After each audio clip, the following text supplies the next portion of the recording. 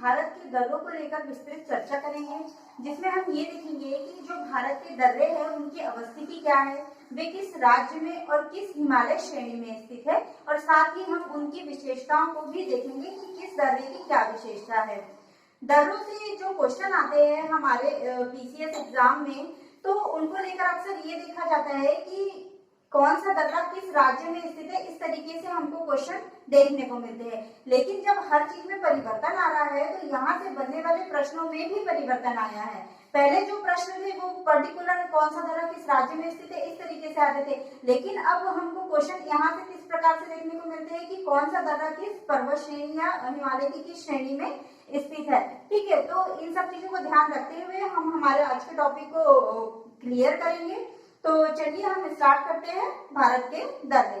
ठीक है, तो आप लोग यहाँ मैप की तरफ देखिए, ये हमने दर्रों की स्थिति को दर्शा दिया है, जिसमें से ये आप देख सकते हो ये काराकोरम दर्रा, ठीक है, जोजिला दर्रा, चांगला दर्रा, खारदुंगला, थांगला, बारालाचा दर्रा, इनिसला दर्रा, शिवकिला दर्रा। ठीक है, और इस पार्ट वाले जो दर्रे हैं वो हमको कहाँ देखने को मिलते हैं, लद्दाख वाले क्षेत्र में। ठीक है, और ये वाले जो भाग वाले दर्रे हमको जम्मू कश्मीर में देखने को मिलते हैं, या हम कह सकते हैं पीओके में। ठीक है, उसके बाद जो ये वाला दर्रा हमको उत्तराखंड वाले क्षेत्र में देखने को मिलते हैं। इधर आप ध्यान देंगे तो इधर भी हमने दर्रों की अवस्थिति को दर्शाया है, जिसमें से ये जो दर्रे नाथुला और जयपुर ये हमको कहाँ देखने को मिल रहा है, सिक्किम राज्य में। उसके बाद ये वाले जो दर्रे हमको कहाँ देखने को मिल रहे हैं, अरुणाचल प्रदेश में। ठीक है, और ये वाला जो दर्रे है ये तुजू दर्रा जैसे कि ये हमको कहाँ मिल रहा है, मणिपुर में। उसके बाद आप इधर प्राकृतिक पठार की तरफ आएंगे तो ये वाले जो दर्रे हैं हमको ये कहाँ देखने को मिल रहा है, महाराष्ट्र में थालघाट और भोरघाट। ठीक है, और ये वाला जो दर्रा हमको कहाँ देखने को मिल रहा है, केरल में। कौन कौन सा, पालघाट और श्रीनकोटा। ठीक है, अभी आगे मैं इनको यहाँ पे लिखा दूंगी अच्छे से, और इनकी पीडीएफ भी आपको मिल जाएगी, तो आप लोग इस चीज को लेकर निश्चिंत रहिए। तो चलिए हम हमारा पहला दर्रा पढ़ते हैं, जिसकी हम विशेषताएं देखेंगे और ये कहाँ पर स्थित है इसके बारे में हम देखेंगे। तो सबसे पहले हमारे पास है काराकोरम दर्रा, ये आप देख सकते हो इसकी अवस्थिति कहाँ है, यहाँ पर। ठीक है, तो जो काराकोरम दर्रा है वो कहाँ पर स्थित है, ये वाला दर्रा कहाँ पर स्थित है, लद्दाख में। ठीक है, और काराकोरम पहाड़ियों के बीच में स्थित है। अब जो काराकोरम दर्रा है इसकी पहली विशेषता ये है कि जो ये दर्रा है ये यारकंद और तारिम बेसिन का मार्ग प्रशस्त करता है। ठीक है, और यारकंद और तारिम बेसिन कहाँ पर मिलता है हमको, ये तिब्बत वाले क्षेत्र में। ठीक है, तो इससे किसका मार्ग जाता है, यारकंद और तारिम बेसिन का। किससे जाता है, काराकोरम दर्रे से।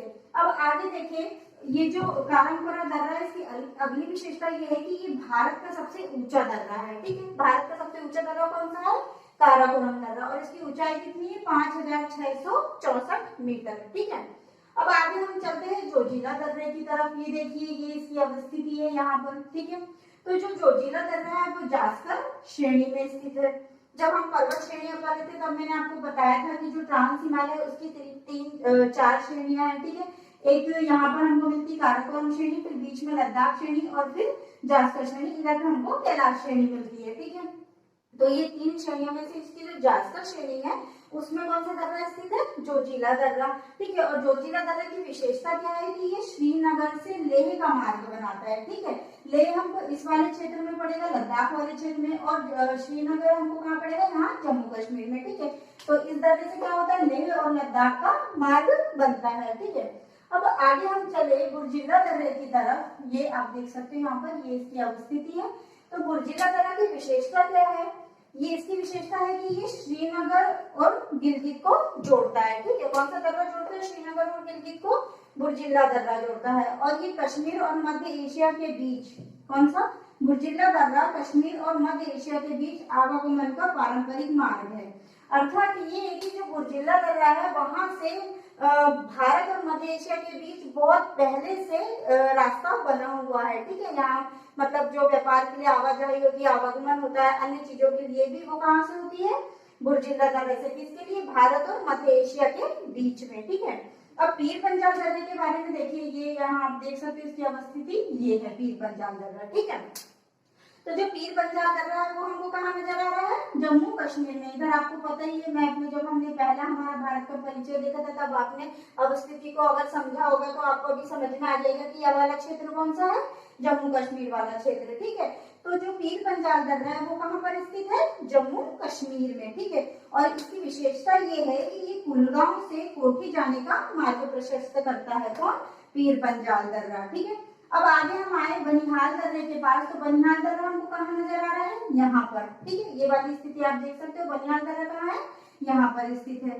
तो जो बनिहाल दर्रा है वो जम्मू कश्मीर में पीर पंजाल श्रेणी में पड़ता है, ठीक है। तो यहाँ पर पीर पंजाल श्रेणी हमने जब पर्वत श्रेणियां पढ़ी थी तब भी मैंने आपको देखा पीर पंजाल, फिर उसके नीचे धौलाधर श्रेणी, ठीक है। तो जो बनिहाल दर्रा है वो कहाँ मिलता है हमको? पीर पंजाल श्रेणी में, ठीक है। अब इसकी विशेषता क्या है?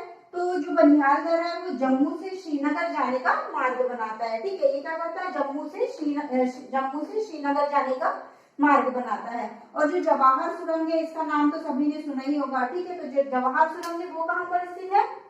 बनिहाल दर्रे में। अब आगे देखते हैं हम शिवकिला दर्रे के बारे में। ये आप देख सकते हो, ठीक है। तो शिवकिला दर्रा जो है वो कहाँ पर स्थित है? हिमाचल प्रदेश में। ये आप देख सकते हो, यहाँ पर हिमाचल प्रदेश पड़ता है, ये वाला जो क्षेत्र है ये उत्तराखंड पड़ता है, ठीक है। तो जो शिवकिला दर्रा वो कहाँ पर स्थित है? हिमाचल प्रदेश में जासकर श्रेणी में, ठीक है। ये जासकर श्रेणी यहाँ से यहाँ तक फैली हुई है। तो ये कहाँ पर स्थित है? जासकर श्रेणी में और हिमाचल प्रदेश में, ठीक है। अब इसकी विशेषता क्या है शिवकिला दर्रे की?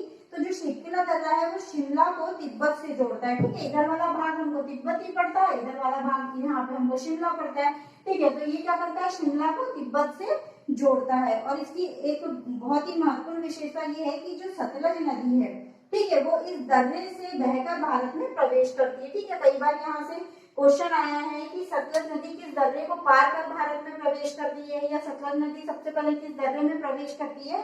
तो किस दर्रे में प्रवेश करती है? शिवकिला दर्रे में। अब आगे हम देखें तो हमको क्या नजर आ रहा है? बाड़ालाचा दर्रा, ठीक है। तो ये बाड़ालाचा दर्रा की स्थिति हमको कहाँ दिख रही है? ये आप देख सकते हो, ये यहाँ पर क्या है हमारा? बाड़ालाचा दर्रा, ठीक है। तो अब इसकी विशेषता देखते हैं। तो जो बाड़ालाचा दर्रा वो कहाँ पर स्थित है? हिमाचल प्रदेश में स्थित है, ठीक है। और किस श्रेणी में स्थित है? जासकर श्रेणी में स्थित है, ठीक है। बाड़ालाचा दर्रा हिमाचल प्रदेश में जासकर श्रेणी में स्थित है। और इसकी विशेषता क्या है? तो ये लेह लद्दाख से मंडी लाहौल को जोड़ता है, ठीक है। बाड़ालाचा दर्रा क्या करता है? लेह लद्दाख से मंडी लाहौल को जोड़ता है, ठीक है।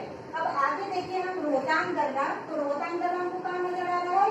ये वाला भाग आप देख सकते हो, क्या है? ये रोहतांग दर्रा, ठीक है। अब रोहतांग दर्रा की विशेषता देखें तो ये कहाँ, पहले तो इसकी स्थिति देख लेते हैं कि ये कहाँ पर स्थित है। तो ये कहाँ पर स्थित है? हिमाचल प्रदेश में स्थित है।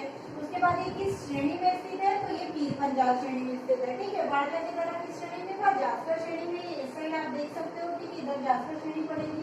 उसके बाद रोहतांग दर्रा, यहाँ पर मैंने बताई थी पीर पंजाल है, फिर धौलाधर है, ठीक है। तो रोहतांग दर्रा किस श्रेणी में स्थित है? पीर पंजाल श्रेणी में स्थित है, ठीक है। और इसकी ऊंचाई कितनी है? तो 4631 मीटर इसकी ऊंचाई है, किसकी? रोहतांग दर्रे की। अब आगे हम देखें तो हमको कौन से दर्रे नजर आ रहे हैं? माना, लिपुलेख दर्रा और नीति दर्रा, ठीक है। ये कहाँ दिख रहे हैं हमको? ये वाला भाग आप देखो, ये वाला उत्तराखंड वाला, ठीक है। तो ये कहाँ मिल रहा है हमको? कौन कौन से दर्रे मिल रहे हैं उत्तराखंड में? लिपुलेख दर्रा, नीति दर्रा और माना दर्रा। अब इनकी विशेषताएं देखते हैं। तो जो माना दर्रा है वो कहाँ पर स्थित है? उत्तराखंड के कुमाऊं पहाड़ी में। ये तो स्वाभाविक सी बात, उत्तराखंड में है तो कहाँ पर है? कुमाऊं पहाड़ी में स्थित है, ठीक है। अब लिपुलेख दर्रा हमको कहाँ देखने को मिल रहा है? ये भी हमको उत्तराखंड की कुमाऊं श्रेणी में, ठीक है। ये तीनों ही दर्रे कहाँ पर स्थित है? उत्तराखंड की कुमाऊं श्रेणी में, ठीक है। अब लिपुलेख दर्रे की विशेषता क्या है? तो लिपुलेख जो दर्रा है उसे कैलाश और मानसरोवर जाने का मार्ग प्रशस्त होता है, ठीक है। इससे लिपुलेख दर्रे से। और दूसरी विशेषता इसकी ये है कि ये भारत और चीन के बीच व्यापारिक मार्ग भी बनाता है। तीसरी विशेषता इसकी ये है कि 1962 के बाद प्रथम व्यापार मार्ग कौन सा था? लिपुलेख दर्रा, जिसको कब खोला गया? 1992 में खोला गया था, ठीक है। किसको? लिपुलेख दर्रे को। किसके बीच? भारत और चीन के बीच। किसके बाद? 1962 के बाद, ठीक है। कब? 1992 में। और इससे क्या होता है? कैलाश और मानसरोवर जाने का मार्ग प्रशस्त होता है, ठीक है। अब नीति दर्रे की विशेषता के बारे में बात करें, इनकी स्थिति तो कहाँ है? तीनों की उत्तराखंड की कुमाऊं पहाड़ी में, ठीक है। और नीति दर्रे की ऊंचाई कितनी है? तो 5390 मीटर किसकी ऊंचाई है? नीति दर्रे की, ठीक है। अब नाथुला दर्रे की हम बात करें तो जो नाथुला दर्रा है वो कहाँ पर स्थित है? सिक्किम में, ठीक है। नाथुला दर्रा कहाँ स्थित है? सिक्किम में। ये आप देख सकते हो, ये नाथुला दर्रा, ठीक है। है, ये कहाँ पर है, ये सिक्किम वाले क्षेत्र में, ठीक है। तो इसकी विशेषता ये है कि सिक्किम की डोगेटिया श्रेणी में स्थित है, ठीक है। कौन सा, नाथुला दर्रा। और 1962 में जब भारत चीन युद्ध हुआ था तो इस दौरान क्या कर दिया था, इसको बंद कर दिया गया था, इसको, नाथुला दर्रे को, ठीक है। और इसको कब खोला गया है, 2006 में खोला गया है, ठीक है। 1992 में किस दर्रे का मार्ग खोला गया है, तो निकोलेस दर्रे का। और 2006 में किस दर्रे का मार्ग खोला गया है, तो नाथुला दर्रे का। यहाँ से क्वेश्चन आए, यूपीपीसीएस मेंस में भी यहाँ से क्वेश्चन आए हैं, और यहाँ से भी प्री और मेंस दोनों में क्वेश्चन आए हैं, ठीक है। तो ये जो दर्रे हैं ये बहुत ही इंपॉर्टेंट है, इनकी विशेषताओं से भी क्वेश्चन आते हैं, इनकी अवस्थिति से भी क्वेश्चन आते हैं, ठीक है। अब आगे देखिए, डोंगिया दर्रे के बारे में हम पढ़ेंगे। ये डोंगिया दर्रा हमको कहाँ पर मिलेगा, सिक्किम में, ठीक है। यहाँ पर हमको डोंगिया दर्रा मिलेगा, ठीक है। तो जो डोंगिया दर्रा है वो कहाँ पर स्थित है, सिक्किम में स्थित है। और इसकी विशेषता क्या है, इसकी विशेषता है कि भारत की सर्वोच्च स्थिति वाली झील चोलाम, ठीक है। चोलाम जो भारत के सर्वोच्च स्थिति वाली झील है, कौन सी, चोलाम, वो कहाँ पर स्थित है, डोंगिया दर्रा में, सिक्किम राज्य में, ठीक है। अब दूसरा इसका देखिए, जिलेपला दर्रा। जिलेपला दर्रा हमको कहाँ नजर आ रहा है, ये भी हमको सिक्किम में नजर आ रहा है, ठीक है। तो सिक्किम में कौन कौन से दर्रे, एक नाथुला, जिलेपला और डोंगियांग, ठीक है। ये दर्रे कहाँ पर स्थित है, सिक्किम में। तो जिलेपला दर्रा भी अभी देख रहे हैं, सिक्किम में स्थित है। और इसकी विशेषता है कि जो मतलब जो नाथुला दर्रा और जिलेपला, ये जो सिक्किम में स्थित दर्रे हैं, वो और चुम्बी घाटी से होकर क्या होगा, तिब्बत जाने का मार्ग बनता है। किससे, नाथुला से, जिलेपला से, और चुम्बी घाटी से कहाँ जाने का मार्ग बनता है, उनको तिब्बत जाने का मार्ग बनता है, ठीक है। और जो चुम्बी नदी है, चुम्बी नदी, ठीक है, ये चुम्बी नदी कहाँ से होकर बहती है, नाथुला दर्रे से होकर बहती है, ठीक है। चुम्बी नदी कहाँ से होकर बहती है, नाथुला दर्रे से होकर बहती है। ये क्वेश्चन भी आएगा यूपीपीसीएस 2016 में, ठीक है। अब आगे हम देखें बोमडीला दर्रे के बारे में। तो बोमडीला दर्रा आपको कहाँ नजर आ रहा है, ये आप देख सकते हो, ये वाला, ये हमको कहाँ नजर आ रहा है, अरुणाचल प्रदेश में, ठीक है। तो जो बोमडीला दर्रा है वो कहाँ पर स्थित है, अरुणाचल प्रदेश में। अब इसकी विशेषता देखें, तो जो बोमडीला दर्रा है, इस दर्रे से तवांग घाटी होकर तिब्बत जाने का मार्ग बनता है। किससे, बोमडीला दर्रे से कहाँ जाने का मार्ग बनता है, तवांग घाटी होकर तिब्बत जाने का मार्ग बनता है। और जो बोमडीला दर्रा है वो अरुणाचल प्रदेश को तिब्बत की राजधानी लहासा, तिब्बत की राजधानी क्या है, लहासा, ठीक है। इसे किसको जोड़ता है, अरुणाचल प्रदेश को। कौन सा दर्रा जोड़ता है, बोमडीला दर्रा, ठीक है। अब आगे हम देखते हैं यांगयाप दर्रे के बारे में। तो यांगयाप दर्रा की स्थिति कहाँ नजर आ रही है हमको, ये भी अरुणाचल प्रदेश में स्थित दिख रहा है हमको, ठीक है। तो जो यांगयाप दर्रा है कहाँ पर स्थित है, अरुणाचल प्रदेश में। और इस दर्रे से ब्रह्मपुत्र नदी, ठीक है, ब्रह्मपुत्र नदी भारत में प्रवेश करती है। किस दर्रे से, यांगयाप दर्रे से। कौन सी नदी, ब्रह्मपुत्र नदी भारत में प्रवेश करती है, ठीक है। अब इसके अन्य विशेषता ये है कि चीन के लिए भी ये मार्ग प्रशस्त करता है। कौन सा, यांगयाप दर्रा, ठीक है। क्या करता है, एक तो ब्रह्मपुत्र नदी इस दर्रे से भारत में प्रवेश करती है, और दूसरा ये कि इस दर्रे से चीन के लिए भी मार्ग जाता है। अब अन्य दर्रे देखे तो ये हमको दिख रहे हैं, दीफू दर्रा, पांगतांग दर्रा, लीका पानी। अच्छा, एक चीज और ध्यान देना यहाँ पर, ये जो चांगला, खारदुंगा, थांगला, ठीक है, इनकी विशेषताओं के बारे में हमने नहीं देखा, तो इनकी कोई खास विशेषता नहीं है, इनको बस मैप में दर्शा दिया मैंने कि इन स्थितियों पर ये दर्रे स्थित है। जिन दर्रों से क्वेश्चन आते हैं, जिनकी विशेषताओं के बारे में पूछा जाता है, हम सिर्फ उन्हीं दर्रों को यहाँ पे पढ़ रहे हैं, ठीक है। बाकी इनकी स्थिति कहाँ है, इस तरीके के क्वेश्चन आते हैं, तो ये मैंने यहाँ पर इनको दर्शा दिया। आगे मैं और अभी बताऊंगी इनके बारे में, ठीक है। तो अभी हम अपने जो विशेषताएं हैं दर्रों की, उनकी तरफ चलते हैं। तो जो दीफू दर्रा, पांगतांग दर्रा, तुजू दर्रा, दीफू पांगतांग दर्रा हमको कहाँ नजर आ रहा है, ये आप देख सकते हो, अरुणाचल प्रदेश में। और जो ये पांगतांग दर्रा है, ये थोड़ा सा स्थिति यहाँ पर ऐसी है, तो ये म्यांमार की सीमा पर स्थित है, पांगतांग दर्रा, ठीक है। दीफू दर्रा के बारे में देखें तो दीफू दर्रा कहाँ दिख रहा है हमको, अरुणाचल प्रदेश में। तो ये अरुणाचल प्रदेश और म्यांमार की सीमा पर स्थित है, कौन सा, दीफू दर्रा। उसके बाद पांगतांग दर्रे की बात करें तो ये म्यांमार की सीमा पर स्थित है, पांगतांग दर्रा, ठीक है। और तुजू दर्रा के बारे में देखिए, आप देख सकते हो मणिपुर में है, कौन सा, तुजू दर्रा। तो तुजू दर्रा कहाँ पर है, मणिपुर में है। और मणिपुर की राजधानी क्या है, इम्फाल। ये क्या करता है, मणिपुर की राजधानी इम्फाल से कामू और म्यांमार, ठीक है, कामू और म्यांमार जाने का मार्ग प्रशस्त करता है, कौन सा, तुजू दर्रा, ठीक है। अब आगे और दर्रे देखें हम, तो हमने अभी तक उत्तर पूर्व में स्थित जितने भी दर्रे थे उनके बारे में, उनकी विशेषताओं के बारे में देखा। अब हम इधर दक्षिण की ओर चले तो हम इधर के दर्रों की विशेषताओं के बारे में हम जानेंगे।